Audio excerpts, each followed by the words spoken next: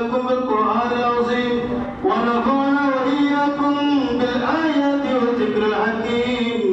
إنه تعالى جواد كريم ملك بر رؤوف رحيم.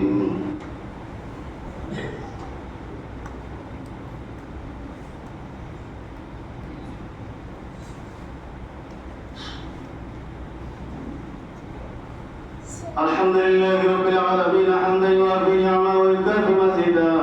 والصلاة والسلام على أفضل الأنبياء والمرسلين وعلى آله وصحبه أجمعين. يا أيها المؤمنون اسمعوا وأطيعوا إن الله معكم بأمر بدأ فيه بنفسه وسنى بملائكته المسبحة القدسه وسلس بكم أيها المؤمنون من برية جنه وإنسه فقال تعالى مخبرا وآمرا إن الله وملائكته يصلون على النبي يا أيها الذين آمنوا صلوا عليه وسلموا تسليما.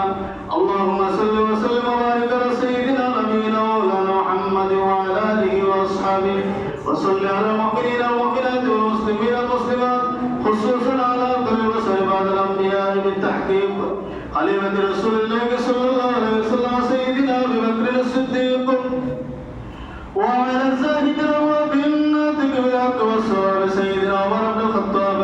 وعلى كامل الحياء والإبطال سيدنا عثمان بن عفان وعلى أسد الله الوالد سيدنا علي بن أبي طالب وعلى ولدي سيدين أبي محمد الحسن وأبي عبد الله الحسين وعلى أمهما فاطمة الزهراء وعلى أمي الشريفين المكرمين المنزهين من الدنس الأرجاس سيدنا حمزة وسيدنا عباس رضي الله تعالى عنهم أجمعين وعلى تمام الأسرة والنصرة صلاة وسلام دائمين متلازمين